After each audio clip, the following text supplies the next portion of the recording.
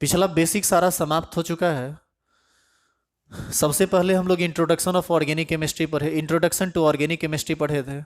दूसरा था UPSC nomenclature of organic compounds, जिसमें बहुत सारा डिफरेंट डिफरेंट तरह का कंपाउंड था, फंक्शनल ग्रुप था, सबका क्लासिफिकेशन था। वो सारा जो इंट्रोडक्शन होना चाहिए एक ऑर्गेनिक कंपाउंड से, वो सब हम लोग समझ चुके हैं। फिर उसके बाद हम लोग आइसोमेरिज्म पढ़े, एक ही मॉलिक्यूलर फार्मूला से डिफरेंट डिफरेंट कंपाउंड बनता है। उस सब का नाम आप ऑलरेडी पहले से जानते हैं। एक दूसरे का आइसोमर होता है जो मॉलिक्यूलर फार्मूला सेम हो और स्ट्रक्चरल फार्मूला डिफरेंट हो। इसमें बहुत सारी बातें हम लोग पढ़े थे। इसके बाद चला रेजोनेंस। रेजोनेंस में आपने देखा कि ये नॉन बॉन्डिंग और पाई इलेक्ट्रॉन के डीलोकलाइजेशन का एक प्रोसेस है, जिसमें लगातार पाई बॉन्ड और नॉन बॉन्डिंग इलेक्ट्रॉन या दोनों में से कोई एक लगातार अपनी स्थिति को बदलता रहता है, और इसके दौरान कई तरह के का स्ट्रक्चर पॉसिबल होता है, लेकिन रियल स्ट्रक्चर वो नहीं होता है। रियल स्ट्रक्चर रेजोनेंस हाइब्रिड होता है। और बहुत सारे कंपाउंड में आपको बताया गया कि कहाँ रेजोनेंस होता है, कहाँ रेजोनेंस नहीं होता है, कैसे होता है, किस तरह से रेजोनेंस हाइब्रिड को हम लिखते हैं, ये सारा प्रोसेस क्या है, वह सब आप समझ चुके हैं। रेजोनेंस का आपको बहुत सारा कंडीशन बताया गया कि कब रेजोनेंस होगा, कब रेजोनेंस नहीं होगा, और आपको यह भी बताया गया कि रेजोनेंस का फ़ायदा क्या है, रेजोनेंस किस तरह से हमारे लिए ज़रूरी है। एक केमिकल रिएक्शन एक केमिकल रिएक्शन लिख कर बताए थे कि 5 जगह है, लेकिन उसमें से किसी एक ही जगह पर वो स्पेसिफिक रूप से जुड़ता है, पारा पोजीशन पर। तो वो एक अलग बात थी। रेजोनेंस के बाद स्टार्ट हुआ रिएक्शन इंटरमीडिएट, जिसमें आपको बताया गया कि रिएक्टेंट और प्रोडक्ट के बीच में भी एक टर्म आता है जिसको हम लोग रिएक्शन इंटरमीडिएट कहते हैं। उसमें कार्बोकेटाइन, कार्बोएनायन, ये सब बताया गया। फिर रीअरेंजमेंट वगैरह बताया गया था। उसके बाद रिएक्शन मैकेनिज्म के पार्ट में हम लोग इन कर गए थे, जिसमें इलेक्ट्रोफाइल पढ़े, न्यूक्लियोफाइल पढ़े, कोई केमिकल रिएक्शन कैसे आगे प्रोसीड करता है, जिसमें आपको आया SN1 रिएक्शन, SN2 रिएक्शन। फिर आप उस दोनों में डिफरेंस देखें कि वो क्या होता है, और बाद में चला था इंडक्टिव इफेक्ट। यह सब टर्म किसी रिएक्शन के प्रोसेस को, यानी किसी रिएक्शन के मैकेनिज्म को समझने के लिए अत्यंत आवश्यक है। और इसके बाद ही आप बेसिकली आप 12th का चैप्टर स्टार्ट कर सकते हैं। इसके बिना ये चीज़ पॉसिबल नहीं है। 12th के चैप्टर में क्या पढ़ना है, पहले इसको समझ लीजिए। 12th में सबसे पहला चैप्टर है 12th का alkyl halide and aryl halide. इसी को हेलो एल्केन या हेलो एरीन के नाम से जानते हैं, जो अभी हम स्टार्ट करेंगे। दूसरा चैप्टर है एल्कोहल, फिनॉल एंड ईथर। तीसरा चैप्टर है aldehyde, ketone and carboxylic acid. चौथा है एमाइंस। पांचवा है पॉलीमर। छठा है बायोमोलिक्यूल। और सातवां है केमिस्ट्री इन एवरीडे लाइफ। हो सकता है पॉलीमर और बायोमोलिक्यूल को हम उल्टा पुल्टा बोल गए हों छठा सातवां स्थान के रूप में, लेकिन है यही सातों चैप्टर। तो शुरू का जो 4 चैप्टर है ना, ये चारों का चारों चैप्टर कंपाउंड पर आधारित है। जैसे पहला चैप्टर में आप हेलो एल्केन कंपाउंड के बारे में पढ़ेंगे, इसी में आप हेलो एरीन कंपाउंड के बारे में पढ़ेंगे। दूसरा में पढ़ेंगे एल्कोहल, फिनॉल और ईथर कंपाउंड के को। तीसरा में पढ़ेंगे एल्डिहाइड, कीटोन और कार्बोक्सिलिक एसिड के कंपाउंड को। और चौथा में पढ़ेंगे आप एमाइंस को। पांचवा, छठा, सातवां चैप्टर जो है वह पहले 4 चैप्टर से डिफरेंट है, क्योंकि उसमें आपको कंपाउंड नहीं पढ़ना पड़ता है, उसमें एक अलग टाइप की बातें पढ़नी पड़ती है, जिसका एक झलक आप देख चुके हैं बायोमोलिक्यूल्स में। एक क्लास हुआ था उसका, जिसका वीडियो अभी तक अपलोड नहीं हुआ है। वो हमको टाइम मिलेगा तो अपलोड कर देंगे, और जब स्टार्ट करेंगे हम इवनिंग वाला क्लास तो उससे पहले अपलोड कर देंगे। तो पहला 4 चैप्टर जो है ना, ये कंपाउंड, इस कंपाउंड के बारे में पढ़ना क्या होता है इसको समझ लीजिए। ये जितना भी चैप्टर का, जिस भी चैप्टर का कोई भी कंपाउंड उठाएंगे आप, तो सबसे पहले वह कंपाउंड क्या है, किस फंक्शनल ग्रुप से बिलोंग करता है, उसका जनरल इंट्रोडक्शन आप पढ़िएगा, जो ऑलरेडी आप पढ़ चुके हैं, लेकिन फिर भी याद दिलाने के लिए हम आपको पढ़ा देंगे। तो ये पहला बात होता है किसी कंपाउंड का इंट्रोडक्शन। दूसरा होता है उसका नाम, nomenclature of that compound. Nomenclature हम छुएंगे भी नहीं, क्योंकि नोमेनक्लेचर को हम काफ़ी डिटेल में बता चुके हैं। जितना कंपाउंड हम बोले, एल्काइल हेलाइड बोले, हेलो एल्केन बोले, हेलो एरीन बोले, एल्कोहल, फिनॉल, ईथर बोले, एल्डिहाइड, कीटोन, कार्बोक्सिलिक एसिड बोले, एमाइन बोले, इस सब का नोमेनक्लेचर डिटेल में समाप्त किया जा चुका है। इसीलिए जब मेन टॉपिक पर हम यहाँ पर आएंगे, तो हर बार हम नोमेनक्लेचर को छोड़ेंगे, क्योंकि नोमेनक्लेचर पहले ही हो चुका है। नोमेनक्लेचर के बाद आता है, देखिए थोड़ा उंगली पर गिनते जाइए क्या पढ़ना होता है किसी कंपाउंड के बारे में। मतलब हम अब जो चैप्टर स्टार्ट करेंगे उसमें क्या पढ़ना होता है, क्या पढ़ चुके हैं और क्या पढ़ने वाले हैं। पहला पढ़ना होता है इंट्रोडक्शन, ऑलरेडी हो चुका है, फिर भी याद दिलाने के लिए थोड़ा सा हम बोलेंगे। उसका जो डेफिनेशन होता है, स्ट्रक्चर होता है, वह सब बताएंगे। दूसरा होता है उसका नोमेनक्लेचर, ये हो चुका है, इस पर हम बिल्कुल भी काम नहीं करेंगे, रत्ती भर टच नहीं करेंगे। थोड़ा बहुत एक आध को बता दें वो एक अलग बात है, वो काम करना नहीं हुआ। दूसरा बात ये हुआ। तीसरा होता है उसका क्लासिफिकेशन।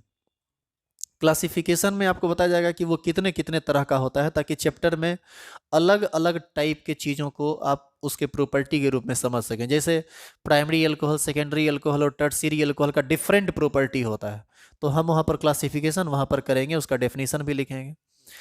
चौथा होता है उसका प्रॉपर्टी। प्रॉपर्टी में दो तरह का प्रॉपर्टी होता है, एक होता है फिजिकल प्रॉपर्टी, एक होता है केमिकल प्रॉपर्टी। फिजिकल प्रॉपर्टी में हम लोग को पढ़ना होता है कि उसका मेल्टिंग पॉइंट क्या होगा, उसका बॉइलिंग पॉइंट क्या होगा, उसका रिफ्रैक्टिव इंडेक्स जो कि जनरली फिजिक्स में पढ़ने के लिए मिलता है।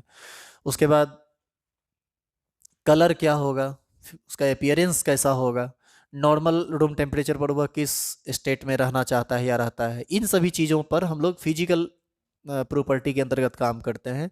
फिजिकल प्रॉपर्टी ज़्यादा केमिस्ट्री में पढ़ना नहीं होता है, मेन पढ़ना होता है आपको केमिकल प्रॉपर्टी।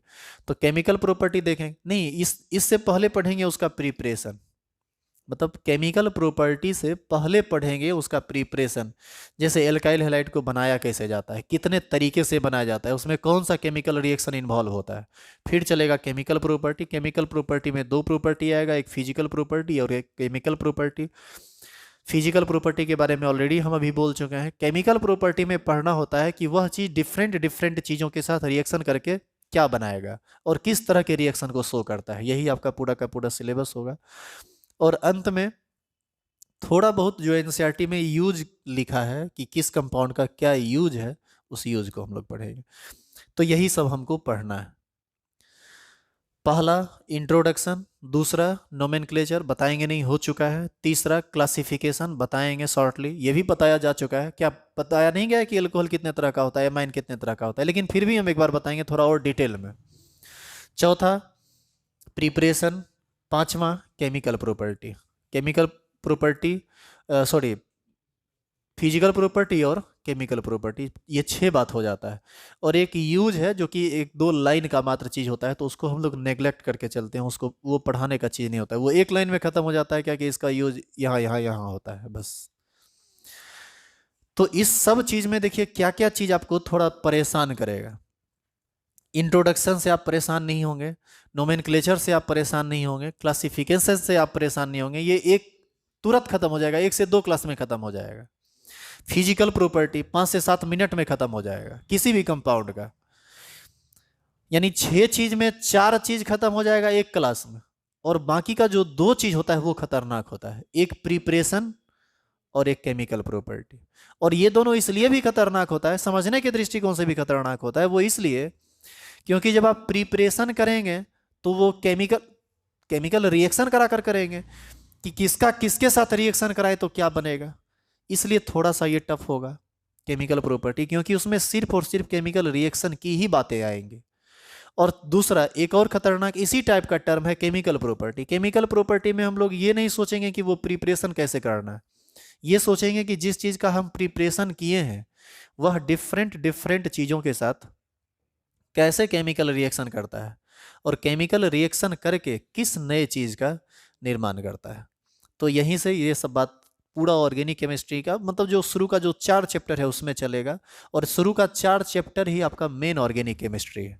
बाकी का जो 3 चैप्टर है वह एकदम हल्का है, एकदम उसमें कुछ नहीं है। जो इवनिंग में चलेगा, इवनिंग में चलेगा तो देखिएगा उसमें कुछ है नहीं। जैसे वो कार्बोहाइड्रेट ही पढ़ रहे थे तो आपको नहीं लग रहा था कि ये एक सिंपल चीज़ है, लेकिन पहला पार्ट जो ऑर्गेनिक का होगा वो सिंपल नहीं है, इसमें बहुत दिमाग लगाना पड़ता है। और पीछे का चीज़ पूरा का पूरा रिवाइज रहेगा, बढ़िया से मेंटेन रहेगा, तभी आप इसको संभाल पाइएगा, अन्यथा आप संभाल नहीं सकते हैं। इसीलिए इस बात का ध्यान रखिएगा कि पूरा का पूरा रिवीजन चलता रहे। तो एक बार अपने मन से भी घर पर जाके देख लीजिएगा। चलिए चैप्टर स्टार्ट करते हैं, बहुत हम ऐसे ही बोल चुके हैं। ये चैप्टर नंबर है 10।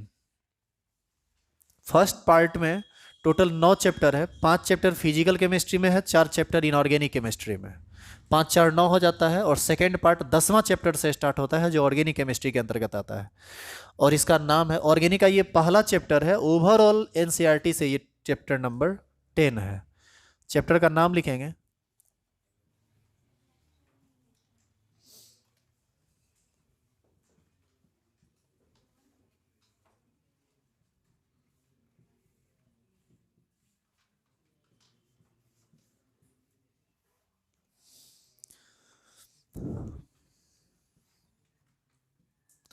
Hello alkane and halo arenes.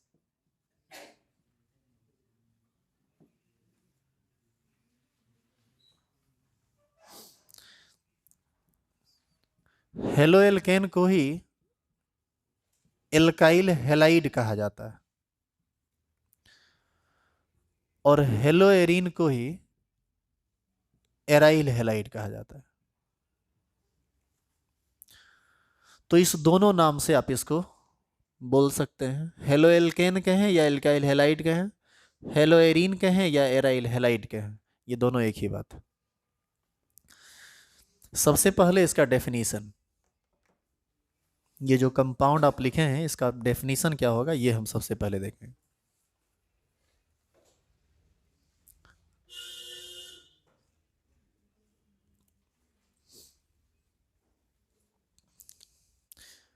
नीचे एरो देंगे और लिखेंगे when hydrogen atom of alkene,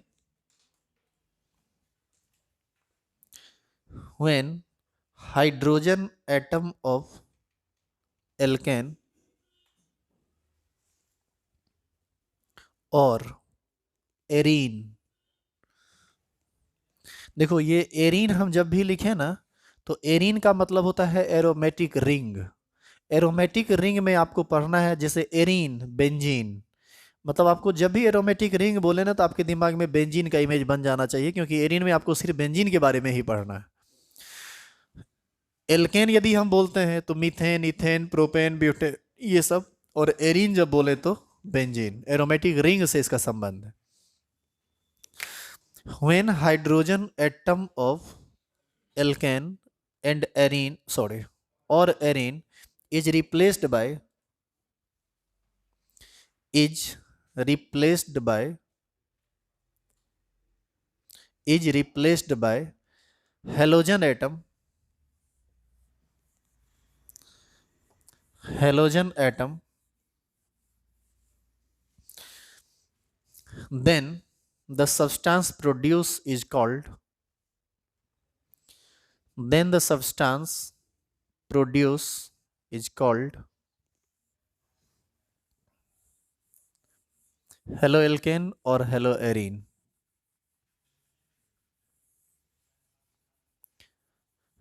hello alkane और हेलो एरीन।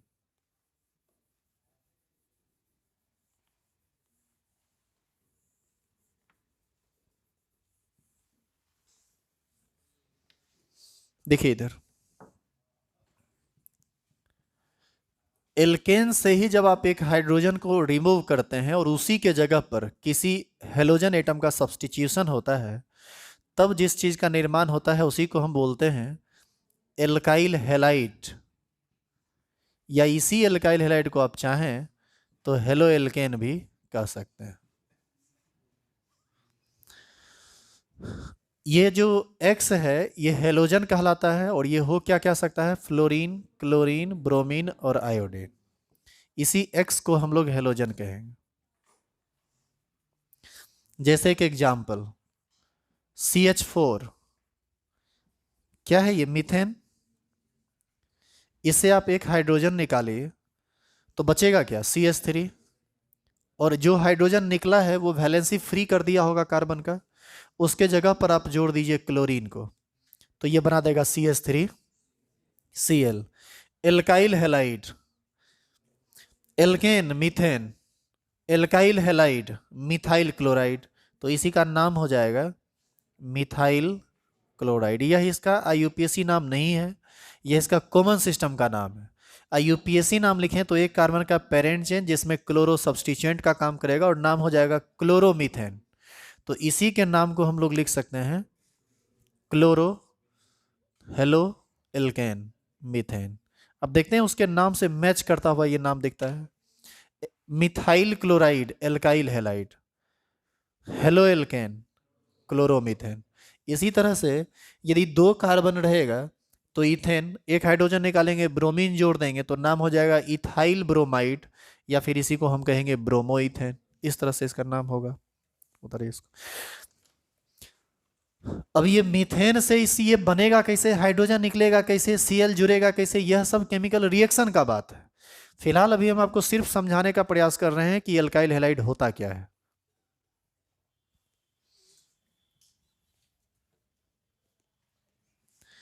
इसी में आप एक और एग्जांपल लिख ही लीजिएगा, CH3CH3।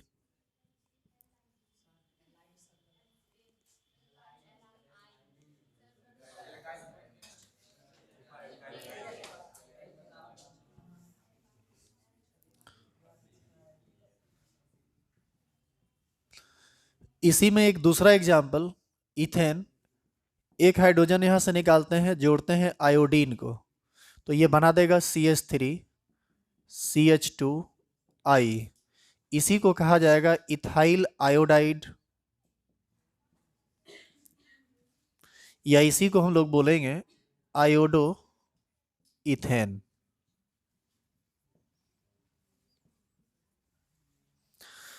तो अभी हम लोग काम किए थे एल्काइल हैलाइड पर, अब हम एक काम करते हैं एरीन पर।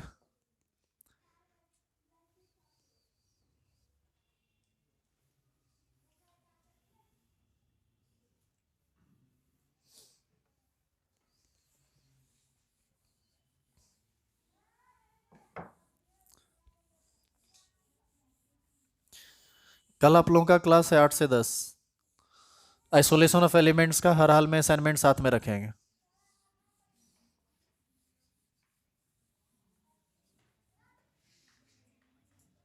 जो लोग असाइनमेंट नहीं लिए हैं, वहां ऑफिस में कल बोला कुछ गया था आपको।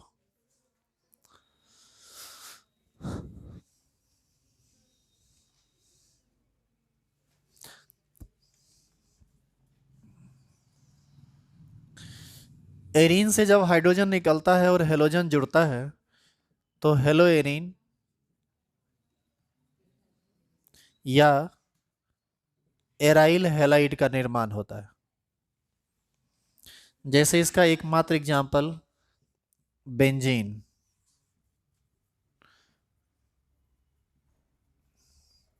अच्छा ये बताइए, बेंजीन C6H6 होता है ना, हर जगह हाइड्रोजन होगा, यहाँ भी हाइड्रोजन, यहाँ भी हाइड्रोजन, यहाँ भी हाइड्रोजन, हर जगह हाइड्रोजन होगा। किसी एक हाइड्रोजन को आप हटा दीजिए और उस हाइड्रोजन के जगह पर जोड़ दीजिए Cl को, तो ये किस चीज का निर्माण करेगा? बेंजीन में Cl लग गया ना, इसी को हम लोग कहेंगे, देखो हेलो एरीन, इसी को न बोला जाता है क्लोरोबेंजीन।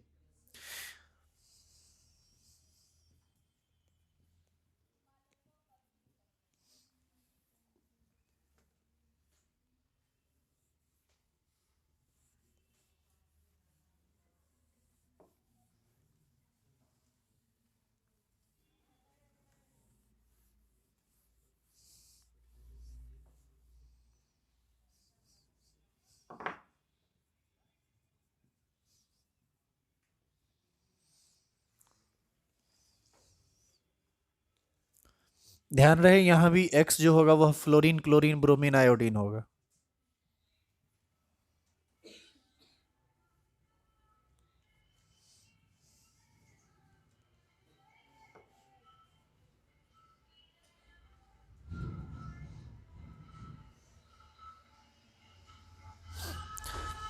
तो ये था हेलो एल्केन और हेलो एरीन।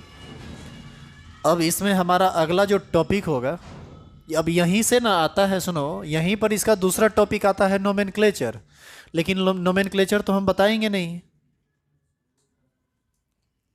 नोमेनक्लेचर के लिए आप पूरा नोमेनक्लेचर देख लीजिए, वो बहुत बढ़िया से बताया गया है। पांचवा या छठ पांचवा या छठा जो फंक्शनल ग्रुप आपको बताया गया था नोमेनक्लेचर में, आप थोड़ा चेक कर लीजिएगा, यही है। तो ये ऑलरेडी हो चुका है। आगे होगा इसका क्लासिफिकेशन, तो हेडिंग डालेंगे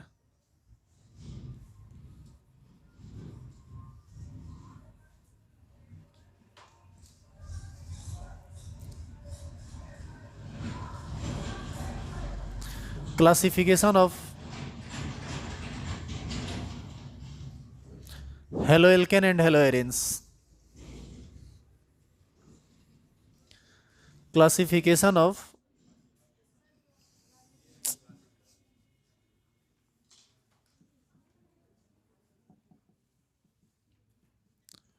classification of haloalkane and hello arenes. ये है ऑन द बेसिस ऑफ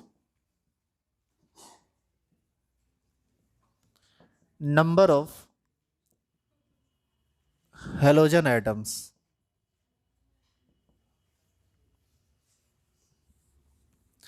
किसी एल्काइल हैलाइड में या एराइल हैलाइड में total number of halogen atom कितना है, इस आधार पर हम इसके क्लासिफिकेशन को करते हैं। वैसे तो मेनली ये 3 टाइप का होता है, लेकिन ये बहुत टाइप का हो सकता है। यदि हम 3 टाइप समझ लें तो बाकी का सारा टाइप अपने आप समझ में आ जाता है। जैसे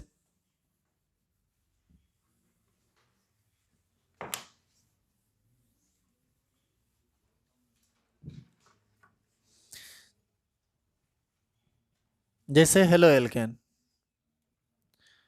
हेलो एल्केन 3 तरह का होता है, mono halo alkane, di halo alkane और tri halo alkane. Mono halo alkane, जल्दी जल्दी लिख लीजिए इसको। Mono halo alkane, di halo alkane,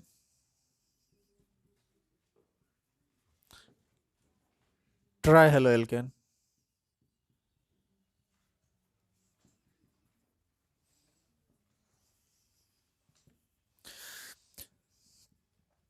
mono halo alkane में केवल एक हेलोजन एटम रहेगा, डाई हेलो एल्केन में 2 हेलोजन एटम रहेगा और ट्राई हेलो एल्केन में 3 हेलोजन एटम रहेगा।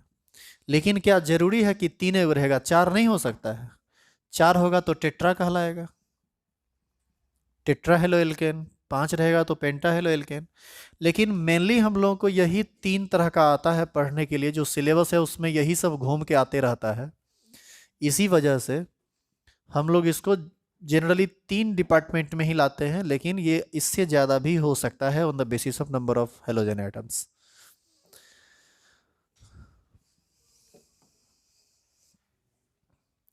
इसको डिफाइन नहीं करना है, क्योंकि डेफिनेशन जैसा इसमें कुछ है ही नहीं।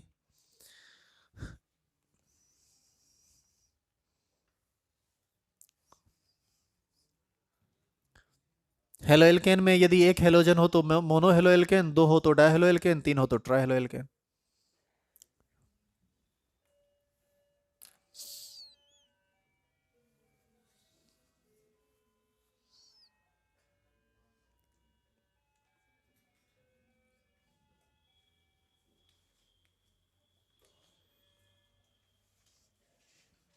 अब यहाँ जो ये हेलो एल्केन है, इसी में हम लोग इसको बनाएंगे हेलो एरीन।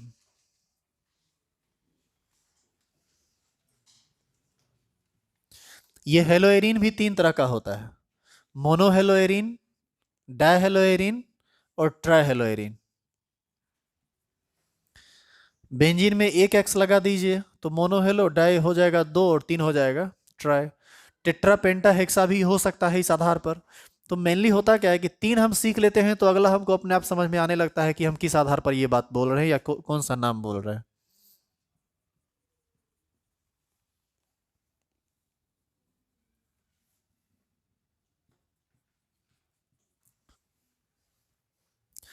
आगे जब आप चैप्टर पढ़िएगा ना, तो वहां पर आपको मोनो हेलो, डाई हेलो या ट्राई हेलो नहीं बोला जाएगा, वहां डायरेक्ट बोल दिया जाता है poly halogen compound. Poly halogen compound क्यों कहा जाता है? एक है तो मोनो हेलोजन कंपाउंड, 2 या 2 से अधिक आएगा तो उसी को हम लोग किसके अंतर्गत रखते हैं? पॉली हेलोजन के अंतर्गत। अब पॉली हेलोजन जब बोल दिए तो उसमें डाई, ट्राई, टेट्रा, पेंटा, हेक्सा सब ना जाता है। इसी वजह से जब आप आगे जाइएगा तो ये सब नाम सुनने के लिए नहीं मिलेगा। तो तब तक आप कुछ मेच्योर हो जाएंगे इस चैप्टर में, तो आपको अपने आप समझ में आ जाएगा कि ये मोनो, डाई, ट्राई कब बोलेंगे या कब नहीं बोलेंगे। इसी को हम यहीं पर कह देते हैं हेलो एरिन 2 तरह का होता है, mono hello Erin, poly hello Erin, सब आ जाता है उसी में। लेकिन आप बुक भी देखिएगा तो ऐसे करके ही लिखता है उसको, ताकि आप स्टेप वाइज समझ सकें कि मोनो क्या है, डाई क्या है, ट्राई क्या है, पॉली क्या है। एक ही बार में पॉली हो सकता है किसी को दिमाग में ना जाए। इसमें भी ये 2 तरह का होता है। आप इस सबको एग्जाम्पल को लिख दीजिए। देखो यहाँ, ये है बेंजीन C6H6, हर जगह एक एक हाइड्रोजन होगा। यदि एक हाइड्रोजन को हटा के एक्स लगा तो मोनो हेलोजन, 2 हाइड्रोजन हटा के डिफरेंट जगह, यहाँ एक्स और यहाँ एक्स लगा तो डाई हेलो एरीन कहलाएगा। और ट्राइहेलोइरिन के केस में 3 डिफरेंट जगह पर लगेगा। कहीं भी लगा सकते हो, जरूरी नहीं है कि सटा हुआ ही हो, कहीं भी आप लगा सकते हैं, इधर उधर कहीं भी। 4 होगा तो टेट्रा हो जाएगा, 5 हो जाएगा तो पेंटा हो जाएगा, 6 हो जाएगा तो हेक्सा हो जाएगा। काहे हंस रहा है रे? नहीं, मुस्कुरा रहा है बहुत जोर से, क्या बात है?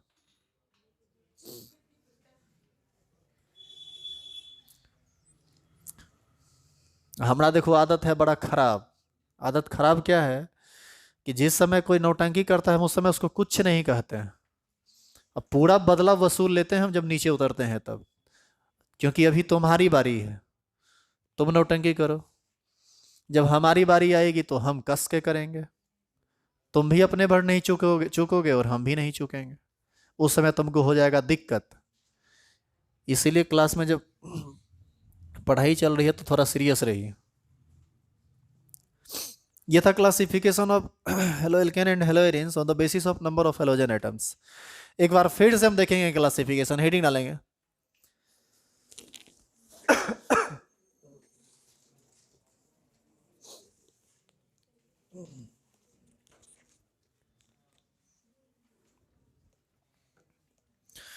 Classification of halo alkane and halo arenes on the basis of, जैसे हेडिंग डाला हुआ है हेडिंग डाल दीजिए।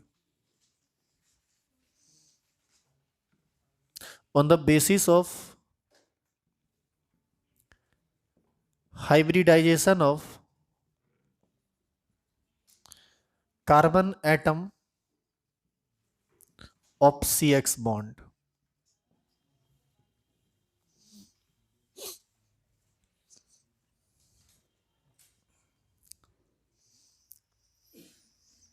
इससे पहले भी हम क्लासिफिकेशन किए हैं और अब भी क्लासिफिकेशन करेंगे, लेकिन दोनों का बेस अलग है।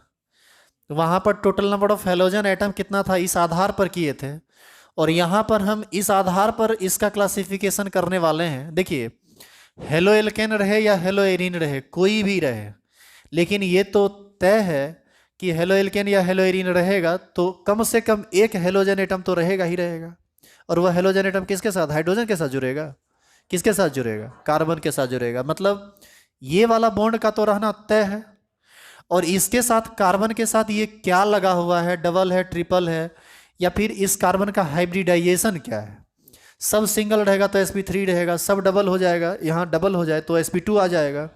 तो ऐसी स्थिति में इसका हाइब्रिडाइजेशन वेरी कर जाता है, और हाइब्रिडाइजेशन के वेरी करने से इसका प्रॉपर्टी वेरी कर जाता है, तो टाइप बदल जाता है हेलो एल्केन का या हेलो एरीन का। तो हम अब देखने वाले हैं कि CX बॉन्ड में इस कार्बन का हाइब्रिडाइजेशन क्या है। इस हाइब्रिडाइजेशन के आधार पर हेलो एल्केन और हेलो एरीन का क्लासिफिकेशन। और एक बात जानिए, इसमें इसमें हम लोग हेलो एल्केन और हेलो एरीन को सेपरेटली क्लासीफाई नहीं करेंगे। इसका क्लासिफिकेशन कॉमनली होता है। कॉमनली होने का मतलब दोनों हेलो एल्केन और हेलो एरीन एक ही साथ आ जाएगा, और इस आधार पर ये दो तरह से क्लासीफाई होता है। एक, जब हाइब्रिडाइजेशन कार्बन का sp3 हो, और दूसरा जब हाइब्रिडाइजेशन कार्बन का sp2 हो। जब sp3 होता है तो इसमें 3 केस बनता है। उतार लीजिए, बस इतना लिख के छोड़ देते हैं। इसमें पहला होता है एल्काइल हैलाइड, दूसरा होता है एलाइल या एलाइलिक हैलाइड, तीसरा होता है बेंजाइलिक हैलाइड, और इसमें 2 आता है। 3 के बाद हम इसको चौथा कहते हैं और इसको पांचवा, इसलिए क्योंकि हम कॉमनली क्लासीफाई कर रहे हैं। पांचवा होता है ये एराइल हैलाइड, और चौथा और पांचवा होता है ये विनाइल हैलाइड, विनाइल या विनाइलिक हैलाइड। अब एक एक करके सबका हमको डेफिनेशन देखना पड़ेगा, फिर उसका क्लासिफिकेशन देखना पड़ेगा, फिर उसका एग्जाम्पल हम लोग देखेंगे।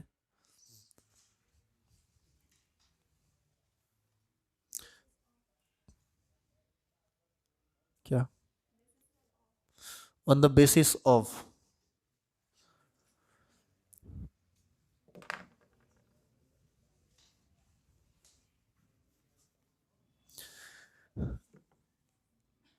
एक नंबर हेडिंग डाल के छोड़ दीजिए आप, एल्काइल हैलाइड।